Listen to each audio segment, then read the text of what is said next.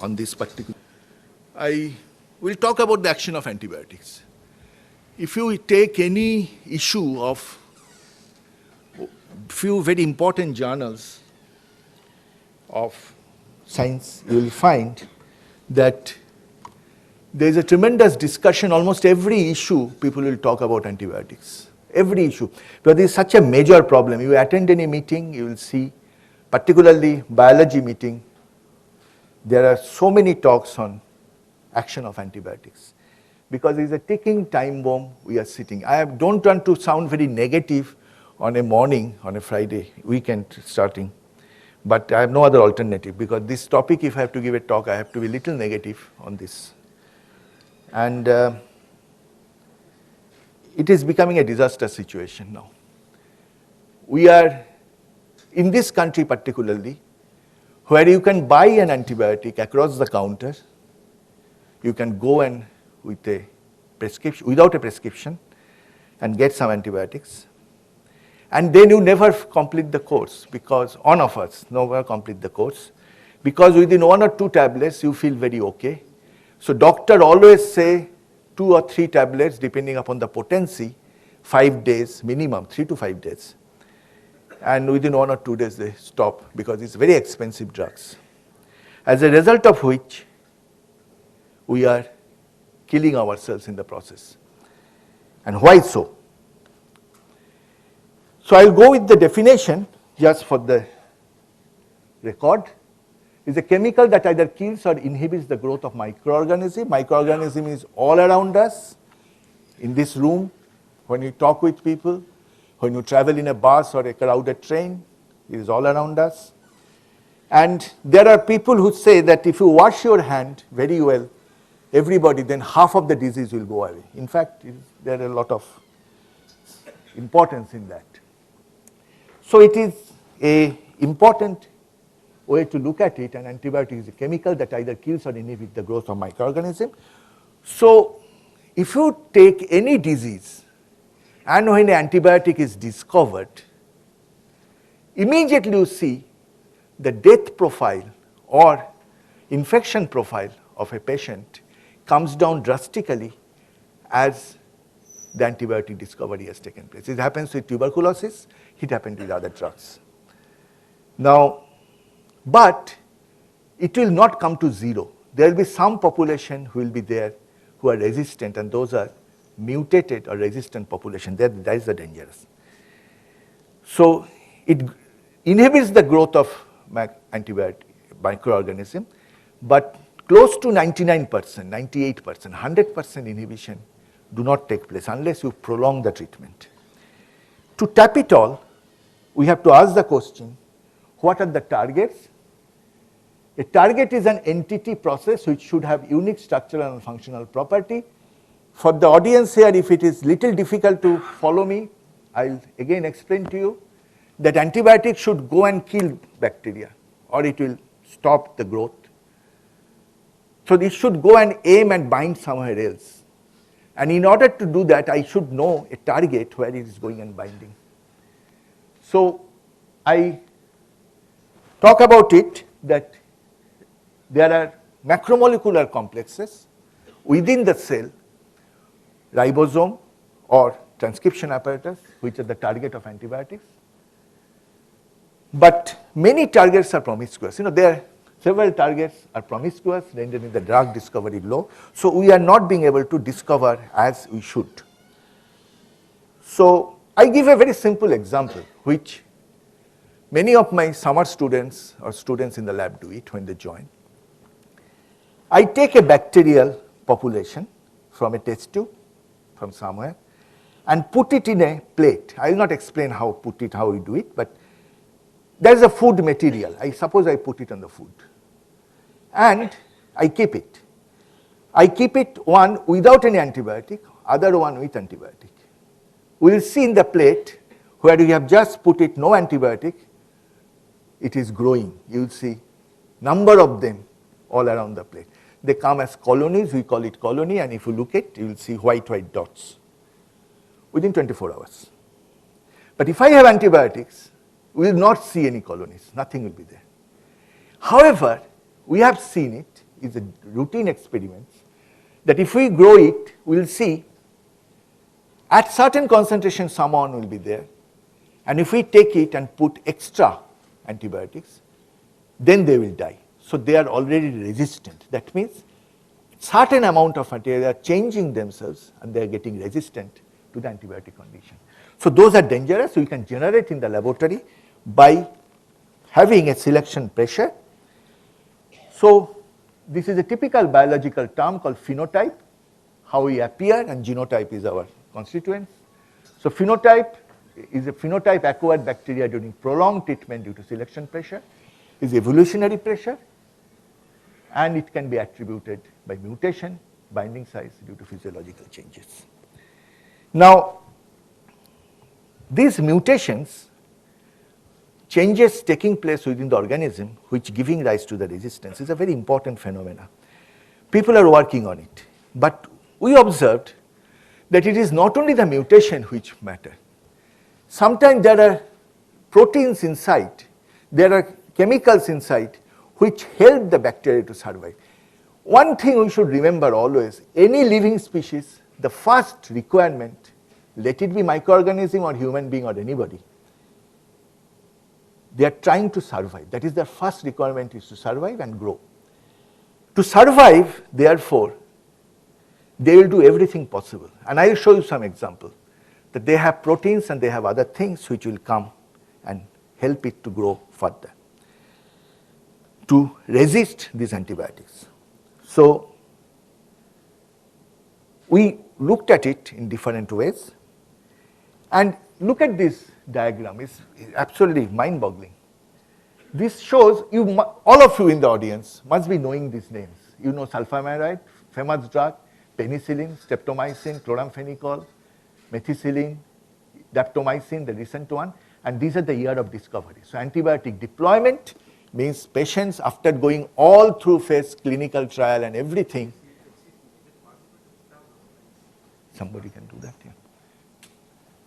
Is it okay? Okay. So you can see that this antibiotic deployment means phase 1, phase 2, phase 3 clinical trial all gone, and they have been deployed, and antibiotic resistant observed. This is a 2007 data. You can see within 1930, 1940, everything within 5 to 10 years, you see resistance appearing. So you employ a drug, goes to the patient in the market, but within 10 years, 5 to 10 years, that resistance is coming. This is so happening. I am talking about bacteria. This happened in malaria. In malaria treatment, artemisinin is a very famous drug. But now Thailand and Vietnam area, there are a lot of artemisinin resistant malaria parasites. So they are very smart. They're changing themselves, and we do not know how to survive with this. Doctors may know, they may have better idea in the audience, but this is the case. Ampicillin resistance has come, erythromycin has come, daptomycin has come, and scientists and doctors, particularly in very advanced countries, are getting so clueless. Sometimes they don't check out whether it is good for the treatment. Like recently I read about last week that for Ebola infection, which is a major news all over, not in India but Western Africa and US, they are not going to face clinical trial. They have generated vaccines which are directly administering without going to the clinical trial because it's a dangerous proportion has arrived. So antibiotic resistance are coming, and to tap it all, this is a cartoon slide I am trying to push you, that what we eat, then chicken, for make them survive, they have been treated with antibiotics. So all meat products, you take the meat products, including chicken, made with tablets. It is not a chicken feed because this is taken from science. The feed has antibiotics, and therefore what meat we are eating, they are basically full of antibiotics. So we are normal human beings who have no infection at all, but we take this meat, make this food, and we find ourselves getting resistant. We are inducing ourselves to eat antibiotics, which is a disaster. And this I have taken from this issue. It came 2 weeks back, that An antibiotic, in a post-antibiotic era in which common infection and minor injuries can kill, far from being an apocalypse fantasy, is instead a very real possibility for the 21st century. So you understand the proportion, the emphasis I am trying to give you. That it may lead us to a situation where we have no drug even for a common cold or infection, which we can stop by easily because we have all become resistant to the known drugs principle because of our food habits and for our general survival. And why so? This is again a cartoon, that if I have a resistance, his bread, a sandwich has antibiotics, milk has antibiotics, he's all the time eating antibiotics, and he's telling that which does not kill me makes me stronger. So if I go on eating antibiotic and I don't get killed, I get killed fine, but that is 98 to 99%. Rest 1% do not get killed, and they become stronger, as a result of which they survive, they grow, proliferate, and what they are producing, the progeny, they are also very strong. So that's the whole problem people are handling. The science behind it, I already discussed, I already told you, that we can do it in the laboratory, at least for some organisms. We can grow, and with small concentrations, serial dilution we call it in scientific terms, and we find they are getting resistant.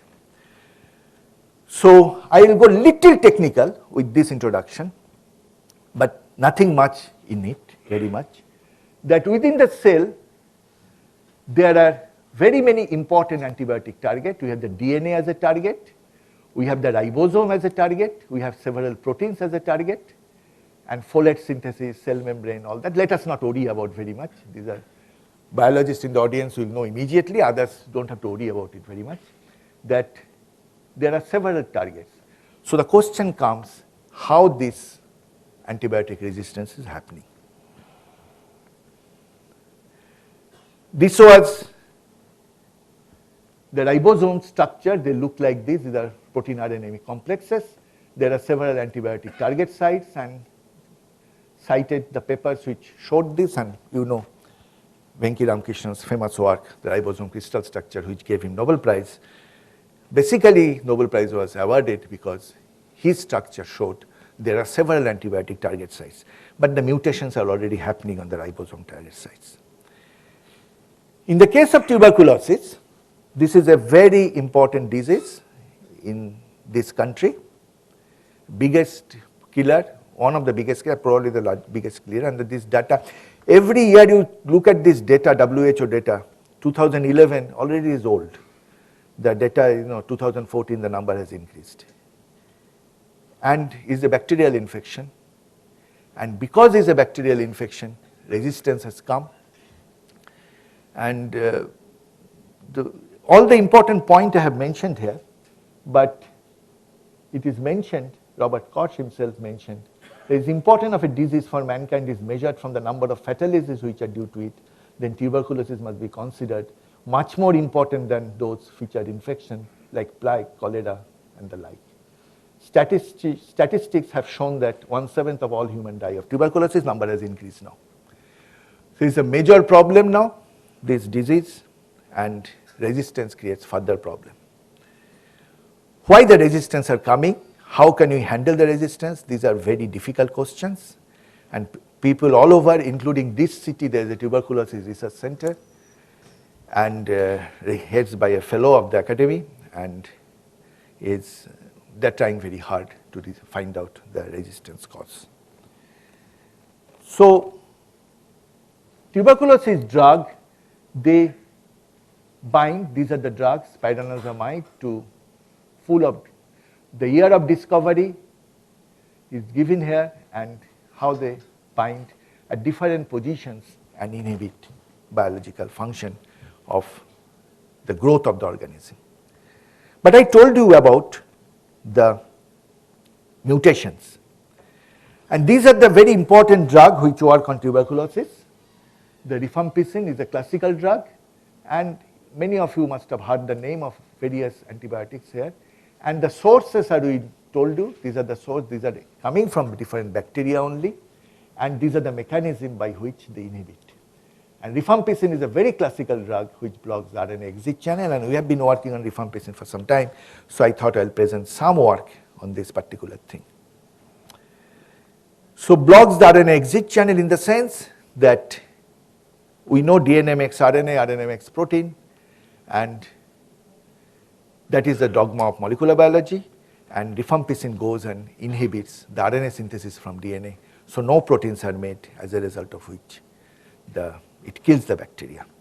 So the question comes, as I initiated, that how the resistance come then, how the resistance come in the case of rifampicin. For that matter, first question and second question, is the mechanism of resistance same for rifampicin and other antibiotics? This is the structure of rifampicin. Organic chemist in the audience will understand immediately, it's a very complicated structure. And such a big molecule, but we know exactly where it goes and where it binds, how it binds, everything. So, if I have a protein, proteins are made of different amino acids. If I have a protein molecule, rifampicin comes and binds there. If I change the binding site, I started my talk with a target. If I change the target, change the amino acid, then it will not bind properly. So therefore, if it doesn't bind, then the organism becomes resistant, and that is the problem. This is a busy slide, but this is the place where rifampicin binds. This is the molecule. Don't look at the other details, it's not important. What is important here, this is the molecule. You know, it looks, it's a very small molecule, few angstrom, about 80 angstrom diameter. But there are positions inside through which rifampicin go, and it binds there, and it blocks the synthesis of RNA coming out of the whole complex. So we call it RNA exit channel on which this position is mentioned, and this is the structure. Rifampicin goes and sits there, and this binding is killed in the mutated bacteria. So this is a bigger structure on this. These structures have been all solved in last decade, and here it binds. So it is anybody's guess. Anybody, any students not exposed to this area will immediately can make out that if I change this site, the neighboring site, then there are lot of switch region, clamp region. Let us not worry. If we change this region, then this whole binding will be completely altered, and therefore we generate resistance. And as we know the mechanism of resistance, this binding, therefore, we can play around very well, and we can see steric hindrance or the occlusion of the binding can be inhibited, so that we can have a resistant mutant. We create resistant mutant in the laboratory not for, because these are dangerous. We create resistant mutant in the laboratory because in that resistant mutant, we can study the mechanism and we can draw the analogy with the infectious organisms resistance. In my laboratory, we do not work on tuberculosis directly because it's a dangerous, nobody should, first of all, it's a slow grower, and secondly, that is a very dangerous organism to create resistance. So what we do, we grow the organism like another organism which is non-pathogenic, but is a good mimic for the tuberculosis. Mutation in the binding sites, please don't worry about it, this slide. Only thing you have to remember, that if these dark shades are the positions in a series of amino acids, we have certain shades here which are red, where I can create, these are marked with yellow, I can make a mutation. So if I have the strain in the laboratory where I have generated a mutation by serial dilution, by giving different concentration of antibiotics, or higher dose, from higher dose to higher dose, I have gone up to 500 microgram per ml dilution of antibiotic resistance we have created. And we ask the question, why this resistance? Because we want to find out the mechanism of resistance. And those mutations I can definitely identify by this side. We see the alterations in this domain. So there are about 4 sites in this whole enzyme. Not in the whole enzyme, one subunit of the enzyme. The enzyme is made up of 4 different protein molecules. So one of the protein molecule, we have 4, 5 alterations, and these alterations is giving rise to the resistance. That is the culprit, why the resistance is coming. That means those are the sites are easily available for alterations, because the pressure, selection pressure, I told you that if I go on treating antibiotics, there will be selection pressure, and this selection pressure will kill the organism. So they try to change, and they change those regions which are susceptible for rifampicin action. Those are susceptible, so you alter them and they survive very well. That is the whole game playing by the antibiotics and the organism to survive. So antibiotic is all the time trying to survive, and to survive against the onslaught of antibiotics is changing the easiest positions. Easiest positions are those on the surface or the position where they attack, and that's how the whole game. Second point of resistance comes,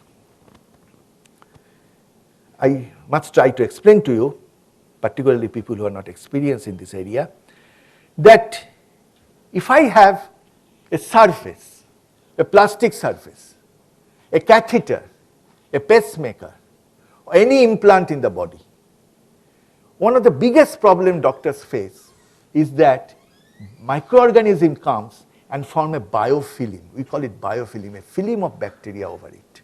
This is depicted here, that this is a single bacteria. They come, they from an adhesion, they come together, then they proliferate and they come together again, and this biofilm they come, everybody together, they stay. This is a dangerous thing, these biofilms are. The most less important to us are dental plaques, external materials which we put, they get biofilms, which can be cleaned. But inside the body, if we have biofilms, there are staphylococcus, and there are many biofilms. Every organism almost got biofilms. Biofilms as such, I told you the mutation. Mutation organism is altering the protein so the antibiotic cannot bind anymore. Second mechanism, they form a biofilm, they come all together and form a layer over the surface, and they are so tight, nothing can penetrate. The rifampicin structure I showed you, that will not be able to penetrate that biofilm. This is a very major problem now, it's coming up. This phenomena is also called quorum sensing, in the sense, when actively growing cells behave like this, individuals, but when they come together, they are very old, they always try to come together, behave together, and it's a tremendous problem of system biology and formation of biofilms. In fact, yesterday when I was talking with some scientists of mathematical science, I was asking them that in a mathematical science institute, what you do in biology? What biology you do? Because paper, pencil, biology all required wet labs, and Balu was there. And one of the scientists said that they are working on cardiac arrhythmia. Some scientists said they are working on biofilms formation, and it's very exciting because formation of biofilm, if you can model it, if you can try to play around with it, it will be a very interesting area to work on. This is a typical system biology problem, but what I will do, my interest is to look at how these biofilms through which antibiotic cannot go. What is the mechanism? I will show you some complicated structure, but don't get worried about it. Those structures mean nothing. These are just chemical. Rifampicin was complicated structure. All organic chemistry structures are very difficult. And more difficult the organic chemistry structure, Chandrasekhar and Uday, all organic chemists are very happy that they have something to synthesize, and they don't like simple molecular structures, right? So these are very complicated structures, these sugar molecules, and in fact I take a help of an organic chemist in the institute to generate biofilms and generate sugar molecules which will inhibit. So the point is that antibiotic cannot penetrate this. And what happens, this is the structure, this is a cartoon again, so it is not a real thing, but if this is the membrane, a cellular membrane, when they are forming biofilms, they look like all like this here. And there's something, a drug has to penetrate all the way, pass through this barrier, go to the inside of the cell to attack the DNA, RNA, protein, whatever I showed you at the beginning of my talk. That the attacking sites are not this. It is attacking sites are not this. Attacking sites are basically somewhere lying here. There are certain molecules can be attacked here, but we are trying to work on that. But basically you have to penetrate all through, and this is a very tough job. A very clever antibiotic cannot penetrate very well. So we try to design molecules with the help of one colleague of mine at organic chemistry. I'll acknowledge properly at the end of my talk. We try to see how they go through all this. And we have found out there are several sugar molecules which can penetrate, and they can modify the biofilms and can go through the penetrate. So they can act as inhibitors.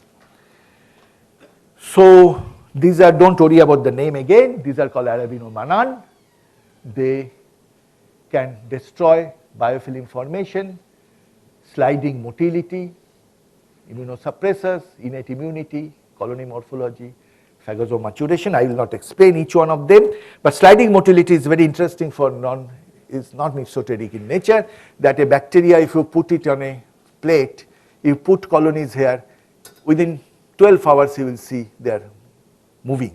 They are called motility, and that motility is because of the cell surface. They swim very well, and this swimming and this motility can be inhibited by this arabinomannan and things like that, and they go through the biofilm formation. So these are very important mechanism for doing this, and so they form a very important area of research. So I will first look at the mechanism of rifampicin resistance, and I already told you mutations. There is a permeability barrier or efflux pumps, where these are the barriers through which it has to go through, but it forms a biofilm. Rifampicin obviously cannot go through because there is a major difficulties will come, and inactivation happens on the drug itself. There are mechanisms. I can inactivate it by modulation, formylation, methylation, different chemical reactions. I can inactivate it.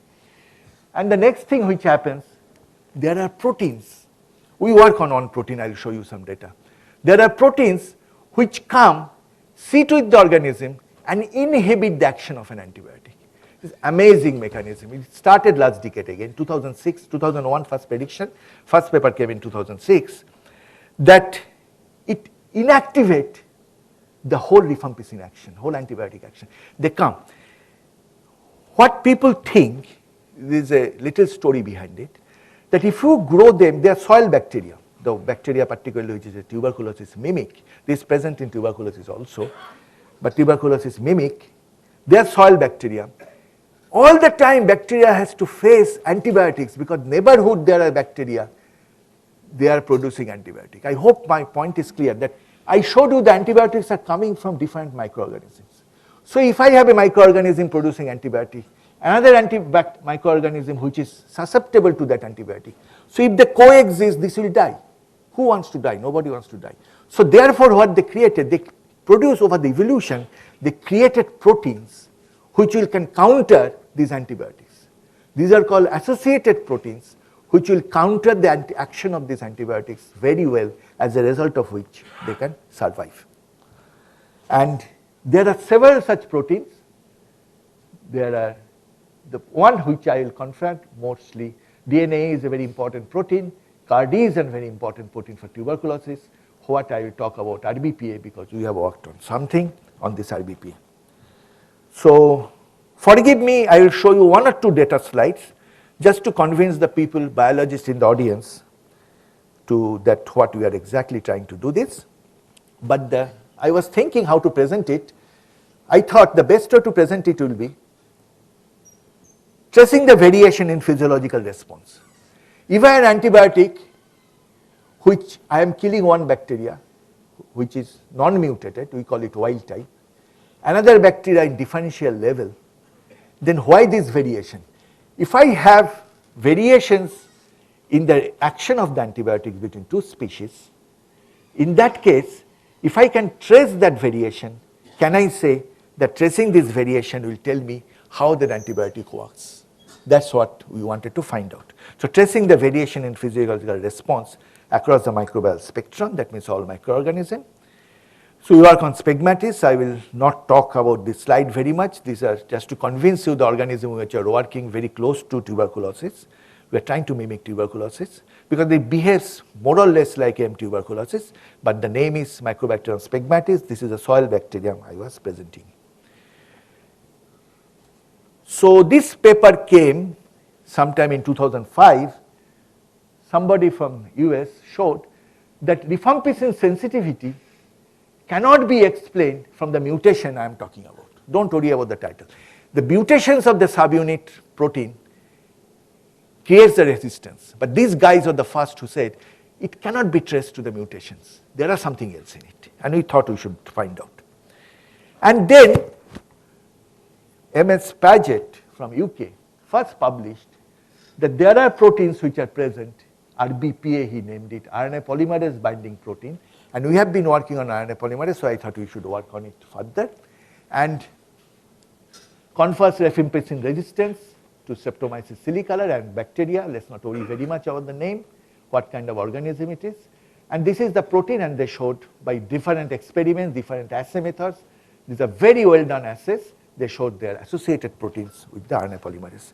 So what happens? Therefore, the organism is producing a protein which goes and sits on RNA polymerase and destroy the action of the antibiotic.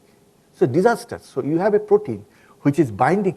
Not only I am generating mutation, not only I have biofilm information which inhibits the action of antibiotic, I have the third mechanism. I have already come to the third and my last mechanism, where a protein comes and binds to the enzyme, the target of the antibiotic, and alters it such that antibiotic cannot bind.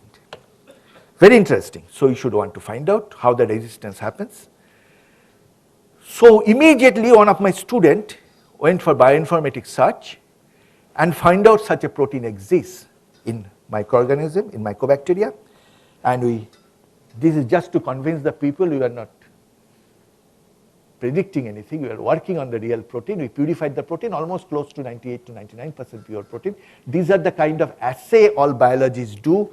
All biologists we know, we make the protein, we pass it through one of the matrix, and the matrix moves the protein according to its molecular weight, and we catch it at a particular molecular weight position, and if there is no other dirty bands, we call it this a pure protein. And we found out it's a pretty pure protein, not 100%, but pretty pure protein. So we wanted to work with it. We plated it, and we showed, please be with me little technical, but not very much to worry about, that in the presence of antibiotic, just look at it. If I have the organism, free organism, it doesn't grow. But if I have this organism with RBPA, it grows in the presence of antibiotic. That antibiotic is making it resistant. So we can go on doing this kind of experiment. And several papers came, few of us from our group and few from the other groups, which we showed that this works. We asked the question how it is working. I have about 5 minutes more time. I will finish it within time properly, no problem. So we asked the question how this is working, and there are two ways it can work. It can inhibit the transcription, or the protein will remove rifampicin from the binding pocket. We think the second mechanism is true. And so what happened, we find that the protein activates transcription and removes the rifampicin together. So in this slide I show that normal transcription, if I have DNA, if I have the enzyme, it will give RNA. Protein will bind transcription in presence of activator. If it activates, you see 3 lines have become 6 lines. That means I was getting 3 RNA molecules, now I get 6 RNA molecules. I get that, so it's activator. By binding to the enzyme, there are mechanism of binding. These are well worked out systems in prokaryotes. But if I have rifampicin, no transcription. If I have protein, then I see some transcription. So reappearance comes. So activation happens. And so therefore, how the activation happens is a question. And removal of rifampicin is the point. So these are routine assay, I will not talk very much about it because these are technical points, that in a same gel which I isolated a protein, if I run it for RNA, I will get some bands. In the presence of rifampicin, these bands disappear, therefore no RNA, so rifampicin is active, but if I have the protein, I get the bands. Basically, it tells you that it nullifying the effect of rifampicin. So it is positively activating transcription, nullifying the effect of rifampicin. Both do not go hand in hand, how the things are happening. So what we did, we generated several strains which are rifampicin resistant RNA polymerase, and we scored the mutations in the RNA polymerase beta subunit, which is the target of rifampicin, and these mutations we identify, name the strains, and you can, this red color, a tyrosine, a leucine, and things like that. We have mutations, different organisms. This is a dangerous mutation. Of course, organism is not dangerous. This mutation goes to 400 microgram per ml, minimum inhibitory concentration, MIC, indicating that they are very strongly resistant. So there are certain alterations in the protein taking place. Rifampicin binding pocket have been very well worked out crystallographically. We know the sites where it binds, and these are the sites. The one which is very dangerous, it goes and sits there. The mutation takes care of it, and biological specificity is such that if you alter little bit the target, the antibiotic comes and creates the problem. And these are the other sites. These are the enzyme, we purified it and we got a very good preparation of the enzyme. Again, through that matrix, we identified the enzyme, and you can see all the different resistant variations, what kind of enzymes we have. And we calculated the MICs, we assayed, IC50 values, assays, everything, all this biological aspect control we have done. And then finally, we try to find out the binding constants by surface plasmon resonance technique. For that, rifampicin cannot work very well. We formulated it and make it active, bound to the chip, because formally rifampicin can bind to the chip and do the job.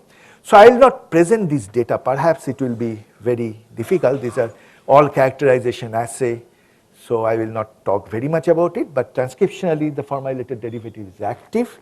And I'll slowly come to my last slide quickly. And we find out, recently we have found out that in this protein there is a stretch of amino acids. If we remove it, then we find it becomes inactive. So there are positions in the protein which we find which binds to rifampicin and the modification site.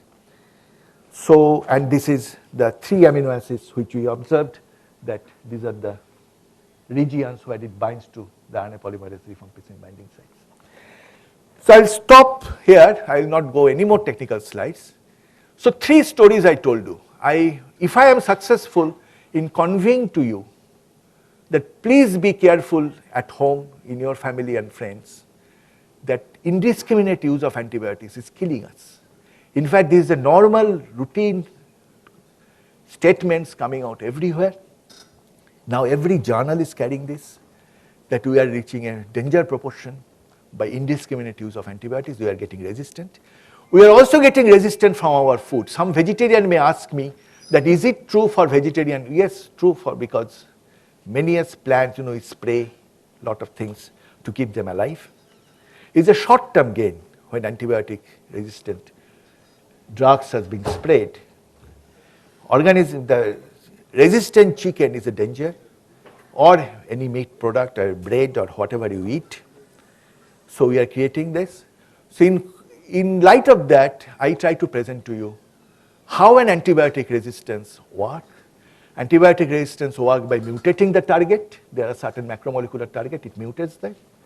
Antibiotic resistance works because of the biofilm formation of the organism on the surface, so it resists that. Third, there are some in situ proteins which are synthesized, which binds to the target and resist it from the antibiotic action. All 3 are dangerous. I have no solution for that. We only found out, scratch the surface where we find out how the antibiotic resistance are working.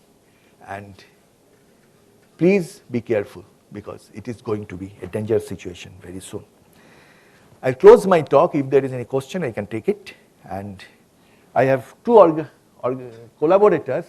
N. Jayaraman, who has helped me tremendously in the biofilm inhibitors, because he is a very good organic chemist, particularly carbohydrate chemist, who synthesized many drugs and did the assays.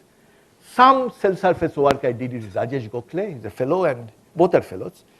He's in Delhi, and these are the students who did all the work. Many of them have left me. They are abroad, and obviously Department of Science and Technology, Department of Biotechnology for generous funding for this work. Thank you very much. Yes, sir.